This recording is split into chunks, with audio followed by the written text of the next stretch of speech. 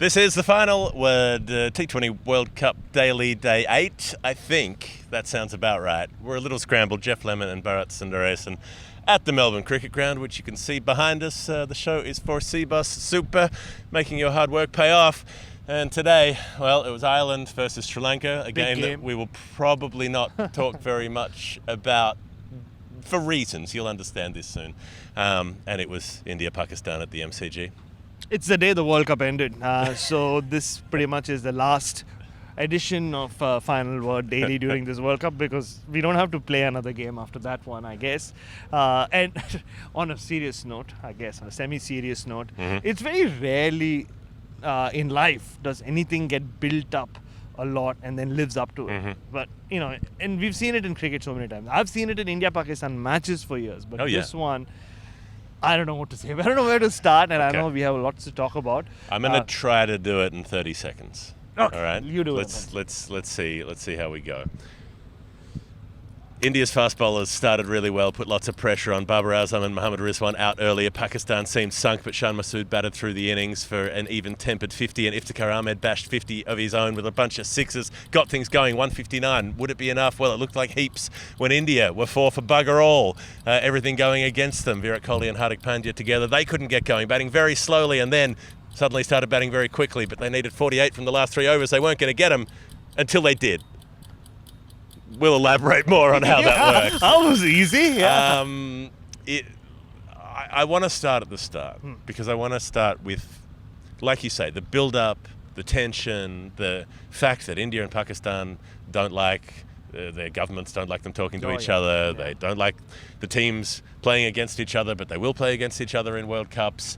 All of that strangeness. And then bringing that here to the MCG, where they got just over 90,000 people in for a cricket match that did not involve the home team, which is awesome to begin with. And we knew that it was going to be exciting if the match got on, but then we thought it was going to be rained off, and then it wasn't rained off, and then we were here and it was about to happen. And it was thrilling that was going to happen. And then, like you say, usually it's an anticlimax. Yes. Usually one team falls apart, one team panics. Usually that's Pakistan in a World Cup, and usually it ends up being a bit of a fizzer. And it looked like that could be the case just because of how well India bowled off the top. But the way their quicks opened up, with Neshwar Kumar coming in and Arshdeep Singh coming in, Jasprit Bumrah not there, they had to... Suddenly, Bhuvi Kumar was bowling like 10 Ks faster than I've seen him for about 10 years. They were getting bounced, they were wrapping the batters on the gloves, they were getting the ball to swing. Arshdeep Singh pitches it up, first ball, bang, Babar Azam, LBW, off you shoot. I mean, it was thrilling, it was extraordinary. I think the first 9 deliveries of the match didn't hit the bat. 10 deliveries actually. Yeah. And I'm sure there's some sort of record in a T20 international, if not a T20 match there. And even before that, Jeff, I left my hotel at 4 p.m. I thought, it's the Google Map said, Uber said 16 minutes. In plenty of time. 50 minutes later, I thought I was in Mumbai. And I'm not even kidding. Like the driving, the Uber I was in, the guy, he had to drive like you would in India, because everybody else in Melbourne was driving like that. Like there were no rules being followed. Indian and Pakistani flags sticking out from various cars. Signals were just being like, red lights were just violated. And you get here and it smelt and it sounded and it just, like, you know, it I thought I was back in Mumbai or it could have been Karachi or wherever. And this is even before I entered the stadium. It was just remarkable. You know, you talk about India, Pakistan, the atmosphere, but that was the atmosphere, what we saw today. And then, like you said, that beginning, and Arshdeep Singh, imagine, right? First ball in a World Cup for him against Pakistan, he gets Babar Azam out. And just two months ago, was it? Like he was being completely abused and on social media because he dropped a catch against Pakistan. And to come from that to do what he did today, to knock Babar Azam over and then get Rizwan out in the next over. Speak of dream starts. That was it. And people suddenly forgot Jasprit Bumrah for a while. And you're right. At that point, after the first 6 overs of Pakistan's innings, you thought, there you go. That's it. They beat India last time, but it's back to normal. And then Shan Masood, who had that wonderful season in English county cricket, had to play like he was playing English county cricket. The ball was seaming around. He had to wait back. He was flicking off his pads through mid-wicket, placing it through cover, a couple here, 3 there, big expanses on the MCG.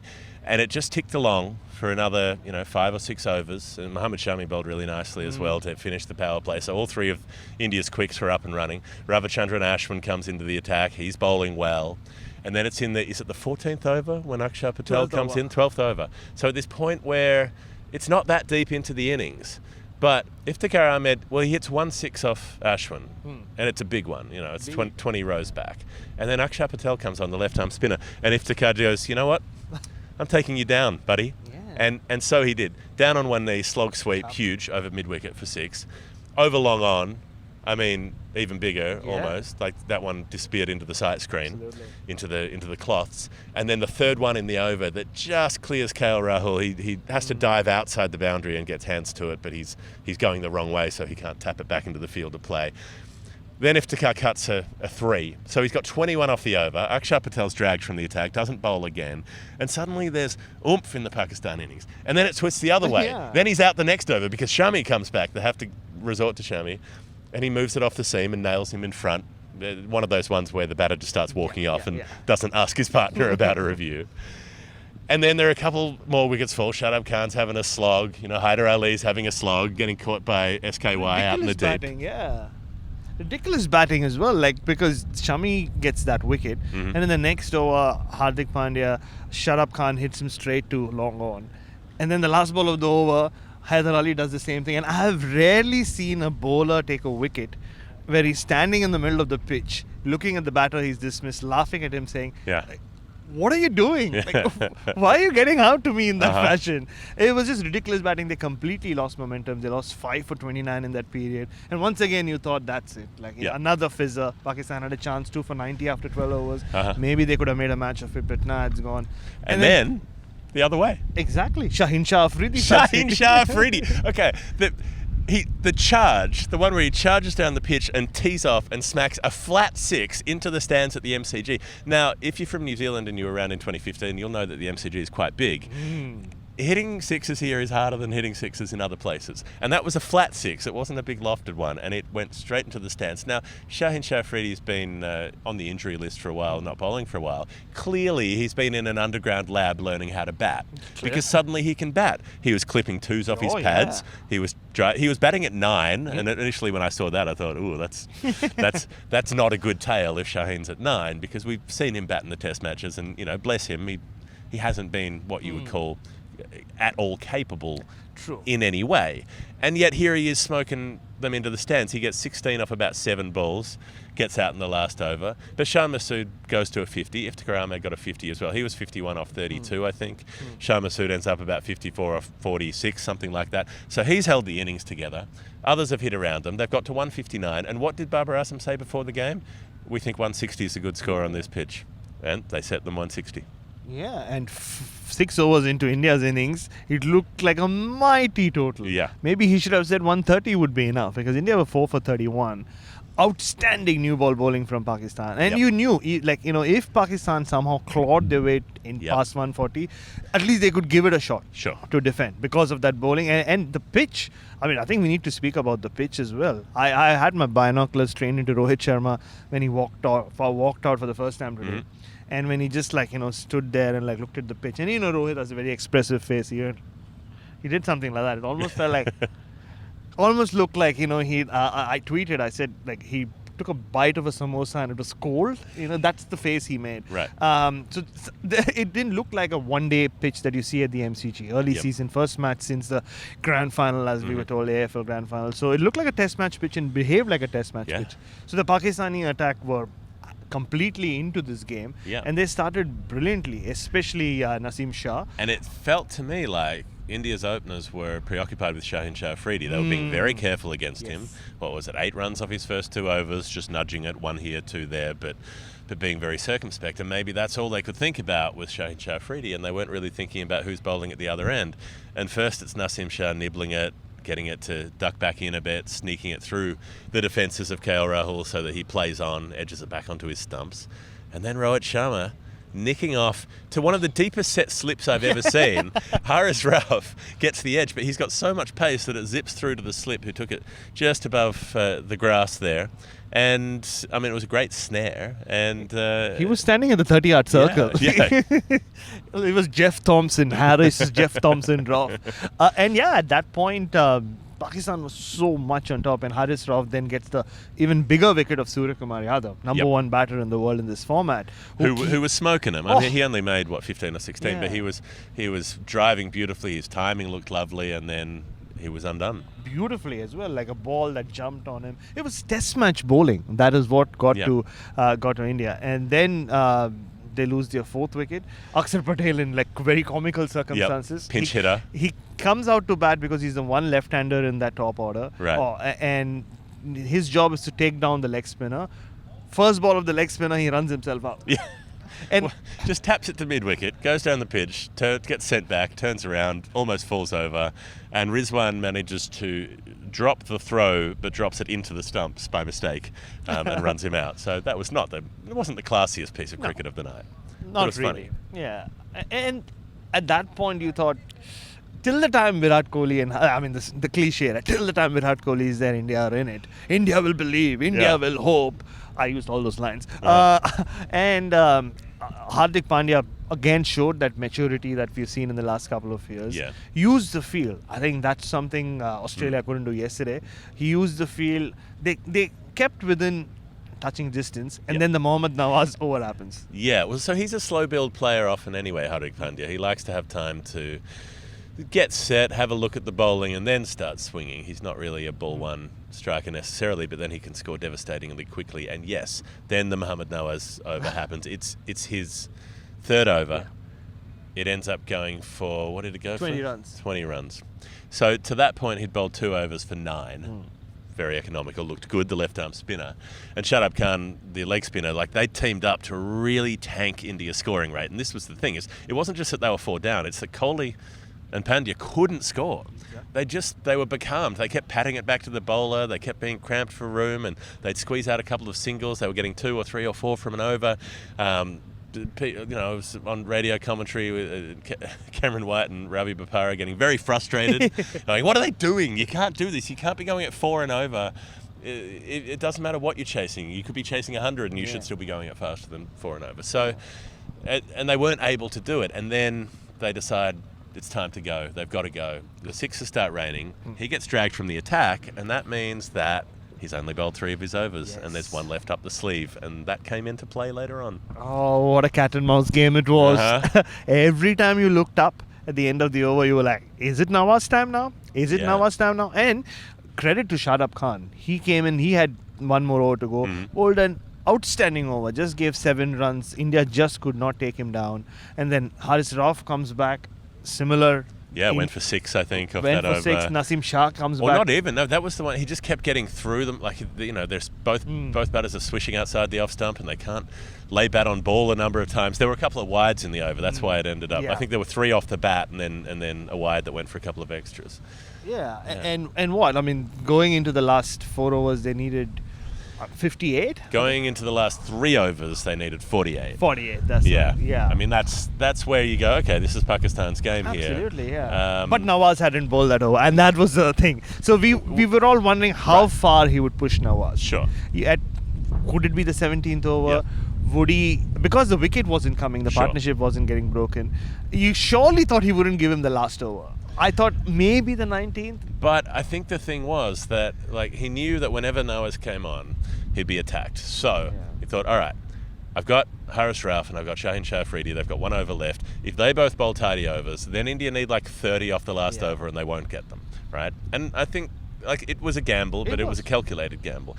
And people are going to blame Mohammad Nawaz, spoiler, for what happened in the 20th over. But I don't think it's his fault. I think it's the fault of the quicks who got taken down in the 18th and 19th. Because Shaheen goes for 17 in that over. Kohli hits him for 3 fours. He's not clearing the rope, but he's finding the rope and striking it beautifully. The little pull shot to start, that's nice. But the back away, inside out cover drive of a Yorker over extra cover for 4. I mean, come on. Ridiculous stuff. No one should be allowed to play those shots. Clips another 4 to finish the over, 17 off that one. And then Haris Rauf bowls a great first 4 balls and then gets taken downtown by Kohli from the last 2. Both go for 6. One of them's just a straight drive down the ground, peerless. And the second one, he's walking at Haris Rauf and somehow on the move to a ball that's in line with his body, not outside his leg stump. He manages to wrist flick it over fine leg and it carries for 6 at the MCG. I mean, this was like suddenly you were seeing sort of vintage era 2015, 16 Virat Kohli, who could do anything, who had the most powerful wrists in the world, you know, who was unstoppable. And in this case, you were like, hang on, this guy's going to do it. Like he looked like, in the first half, he looked like he didn't have a plan at all. Yeah. And in this part, he suddenly had a plan and it was happening. So then they need 16 off the last, and you're like, okay, a spinner, 16 off the last, Hardik Pandya hits bombs off spinners. Now it seems like it's India's game again. And then he gets out first ball of the over. But the spinner is not bowling spin. Yes. This is where things take a bizarre turn. And yeah, I mean, before the bizarre turn, those 2 sixes, I would like to believe many years from now, when it's time for me to go, there'll be few images of my experiences that'll come to mind. I think those 2 sixes of Haris Rauf will stand. I mean, just not because of the shots he played, but the atmosphere, the situation in which he hit those 2 sixes, 28 of 8 balls, games almost slipped away from India. And to do it against Haris Rauf, who India barely could lay bat on. It was just one of those special moments, and you felt like almost privileged. We use this word a lot, but we were privileged to be here to witness, if nothing, those 2 sixes. And then the last over, Mohammad Nawaz, that it's time, right? It was, you knew it would end with Mohammad Nawaz. Sure.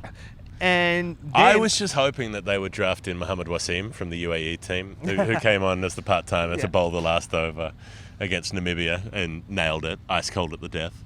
The only other option they had was Iftikhar Ahmed, who had a good day, who bowls dart off spin. I thought because he has the ability to bowl into the block hole, I thought they might go to him. Yeah, and maybe should have. Because he'd taken a great catch, he'd batted really well. You've got to, when someone's having a golden balls day, you've got to give them the opportunity. Absolutely, and he would have been player of the match if not for, what Virat Kohli did. Next.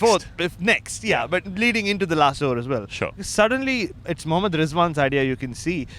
He decides that he will stand a couple of yards, a few yards behind the stumps. Sure. And get Mohammad Nawaz to bowl left-arm darts. And not like left-arm darts the way Jadeja bowls. This is left-arm medium pace. Like it was left-arm Salim Malik almost. Right. Which clearly is never done before, because you could see he has no control over what he's doing. But still, somehow gets Hardik Pandya maybe with that slow medium pace. Yeah, well maybe Hardik's thinking this is a spinner and I'm going to slog sweep him for 6 like I do all the time. And instead he just comes across the line, gets a high top edge and he's caught.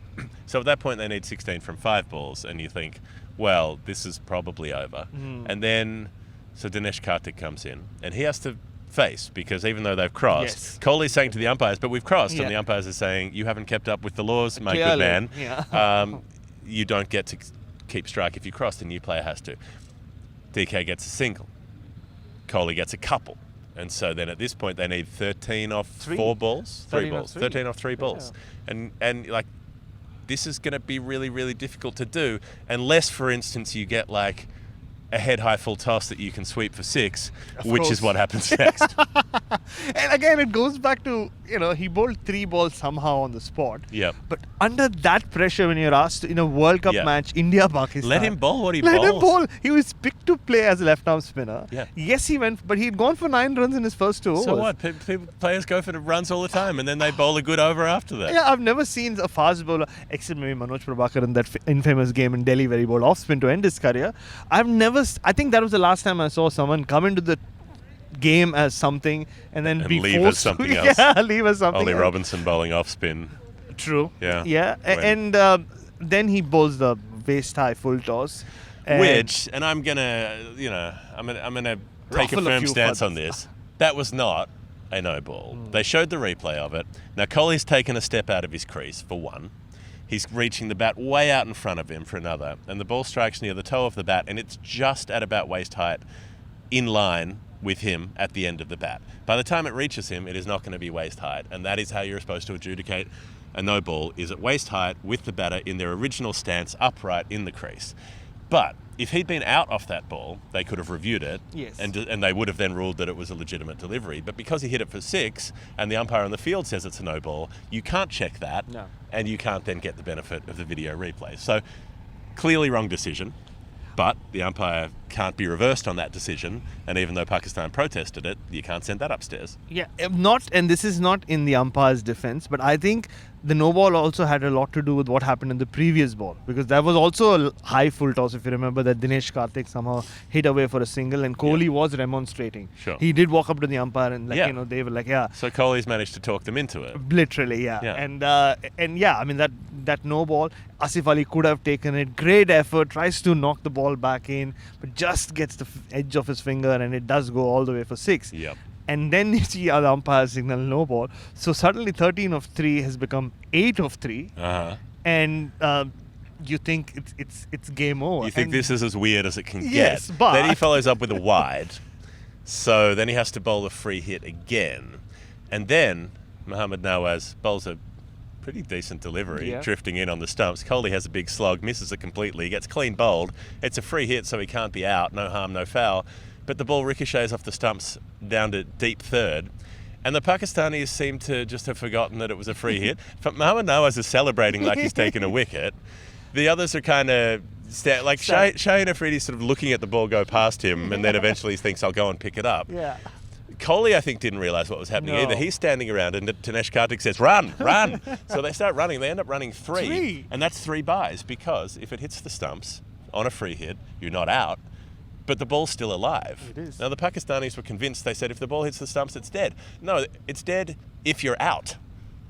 But if you're not out because it's a free hit, it's like when you hit the stumps trying to run someone out and you haven't run them out and they're not out, the ball is still alive. So they run 3. So at this point, they've scored 10 runs from one legal delivery because you've gone no ball, 6, plus 11 runs from one ball, effectively. One ball. So they've gone from 13 for 3 to 2 off 2. 2 off 2. Yep. Amazingly so. Yep. And then you think that's a Dinesh Karthik finisher. Yeah. That 2 balls to and go. this guy's under pressure, Mohammad Nawaz. And somehow Dinesh Karthik finds a way to get himself stumped. The ball hits his pad, then his bat, and then he kind of loses a sense of where he is, leaves his crease, and Rizwan just stumps him off. He's falling over, and he tries to turn around and get the bat back in, and Rizwan picks it up off the ground, and as Karthik's spinning, bang, bails off. So Nawaz has another wicket. He's got 2 wickets in his final over. Bowling medium pace. And he's bowling medium pace, which he doesn't bowl, and he's still going to manage to lose the game, presumably. But so they still need 2 from the last ball. Ravichandran Ashwin comes out, and poor old Nawaz bowls another wide. And like a wide that was created by Ashwin. I mean, I think of all the things that happened today, to have the gall in an India-Pakistan match or any match, but especially India-Pakistan match in front of 90,000+ people at the MCG, at the J, to step not across play to the short and offside. step across to the offside and let the ball go through. Imagine if that had just hit his pad or whatever. Yeah. That would have been it, right? You would have never stopped. He would have never been. Yeah, but he's a spinner. He judged the line. He knew where it was drifting. Smart. That's why he's Ashwin. And I did initially think maybe the umpires got that one wrong as well. But looking back on it, it was wide enough that even if he hadn't moved across, it would have gone behind his legs. So he just moved across to accentuate that and make sure. But an umpire could have said, well, you moved across, so if you'd stayed where it was, it might have hit you. It could have been the most bizarrest end to any game. It already was, I think, the most bizarre end to any game. So at this point, it scores level. You can still go to a super over if Ashwin gets out from the last ball, and he clubs it over mid-off and wins the game. Hits it to the boundary. Doesn't get a 4 because they crossed before the ball hits the rope, so just 1. And on the last delivery, 160 all up, India get there. Extraordinary finish, and I'm sure, like, I know people are going to be getting stuck into Mohammad Nawaz. I don't think it's his fault. I think he should have had 30 to defend in the last over, and he didn't because of the couple of bowlers who came before him, and because his captain chose to take a punt, and it didn't come off. Fair enough. Sometimes you roll the dice and it doesn't work. I think the person that might deserve some criticism is Babar Azam, who he panicked. I mean, there were times in that last over, everything that was happening. When the India needed two of two, with Dinesh Karthik on strike, rather than bring the fielders in, he had five men back. And this is at this point that Shadab Khan, you could see, running in from deep mid-wicket and literally taking over the captaincy. Yeah. There was a moment where he told Babar Azam, you go to the deep mid-wicket. I think you've lost the plot. Yeah. You go to the deep mid-wicket fence. I'm taking over. We need men in. And Babar Azam was just lost. Right. And once again, even with India needing one of the last ball, after the created wide, or the wide that he bowled to the Ashwin. accentuated wide. Yeah. He was still not bringing the fielders in, and you could see Shadab like literally telling Babar, you stay at the boundary if you want to, but I'm going to bring everyone in. Yeah. And still there were 3 men on the boundary with one needed of one ball. Yeah. And sure, maybe you leave the deep mid-wicket out for the big slog or something, but, a smart player, Ashwin's a smart player. He's going to try to hit to a gap, right? That's why he goes over mid-off in the end. It is. I mean, but what a moment for Ashwin as well, right? I mean, if you're growing up in India or Pakistan, that's the hero moment, right? Last And he's been ball. out of this team for years. Exactly. Yeah. I mean, he played the last World Cup, but after 2017, the Champions Trophy, when India lost to Pakistan, his white ball career, a lot of people thought was over. And it felt that way till 2021, he comes back. And in an India-Pakistan World Cup match, MCG, and he's a cricket nuffy anyway. He knows all about the history, and he would have realized the sense of this occasion. Yeah. Winning a match of the last ball. But I still can't get over the fact most people would have gone for the glory shot, even when the ball's sliding in. Right. Well, it's Martin Guptill and Jofra Archer in the Super Over in 2019, right? That ball, if Guptill just shuffles his heel a bit, that ball's going down the leg side and it's a wide. Yes. And then he needs 1 off 1 to win. And instead, he clips it away and runs a single, which is the same number of runs if you're able to keep up with that. And thus, they don't win the game. I mean, in that scenario, England could still have won if he'd got out from the next delivery. But, to have the balls to do it, bravo, Ashwin. Only Ashwin. There are so many Hall of Fame moments that we could look at today. The Final Word Hall of Fame is brought to you by CBUS Superannuation, the great industry super fund. It means they look after the money that helps people in their retirements. 850,000 people they look after in Australia. If you're watching this in India, that's not very relevant to you, but it's good to know. It's interesting to know. At least there's an Indian origin guy on screen when he talks about it, so that's sure. So, I mean, I just think my Hall of Fame is the occasion, the event. I've been coming to this ground for my entire life. To come in here and have it packed full, to have 90,000+ people for a neutral cricket match. I mean, we had this with the 86,000 for the Women's World Cup 20 semi-final as well. We've had 90-odd thousand for Boxing Day a couple of times, but most of the time the cricket's pretty genteel at the G. It might be half full, might be 60,000, and that's great. But when it's full, when every last seat is taken up to the back of the stand, and then the way that crowd was going off every time something happened, which was a lot, because a lot of things happened, I just feel very lucky to have been here today. I mean, on that note, wasn't it ironic that the one sign that kept going up on the big screen was, make some noise? Yeah. To that crowd. Clearly they're making some noise. I know, it's like someone coming up to me and saying, please talk. That's the equivalent. Wear some bright clothing. Express yourself. Express yourself. Stop hiding your light under a bushel. I know. Be out there. No, but for me, my Don't Hall be of Fame... afraid to be you. Yeah, that's true. That's exactly what it was. But for me, my Hall of Fame moment of the day was something I never thought I don't think I've ever seen it before. Okay. This is towards the end of the game. Haris Rauf bowling, Hardik Pandya on strike, and the crowd's going bonkers. Right? It's really, really loud. And Haris Rauf has spent nearly 50 seconds trying to get the attention of his third man fielder, and he's trying to get him to move slightly finer. Yep. Clearly, he can't get through to him.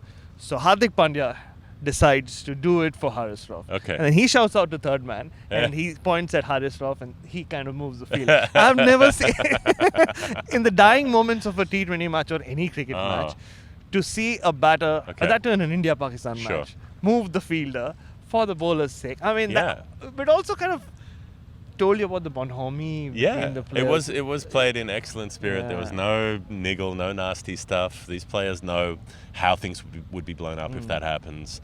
And I mean, I guess if you can pick up the ball and hand it to the other side and be given out handled the ball, surely you can be given out for adjusting the field for the other team. You're like, I think you should have a short leg. I tend to, go with hard hands at the bat and like bat in front of pad and good chance of an inside Give yourself edge. a chance of pop getting a short leg. Yeah. I don't, I'm not so strong through cover point. I don't know why you've got the point sweeper back. I'm probably not going to hit it there. No, I would put him back there. So that's nice. That's real camaraderie if you're helping out the other team. We appreciate that. We appreciate the spirit in which the game is played today. I think we can wrap this show up. Obviously, we can't talk about Sri Lanka beating Ireland or England beating Afghanistan last night. But I think both of those results were relatively expected, and I'm sorry we can't get into those games, but we have already gone for way too long for a daily show, which is supposed to be short. It was not short, but we had one of the most extraordinary matches and extraordinary finishes that we've ever seen in a World Cup or in many matches of cricket. That's comfortably top 10 games of cricket that I've been to in my life. So all that said and done, this is what we've talked about on the show today. I think that's it. Jeff Lemon, Bharat Sundaresan at the MCG. Thanks for watching. Thanks for listening. This is the Final Word Daily. We'll be back tomorrow with more World Cup. The G!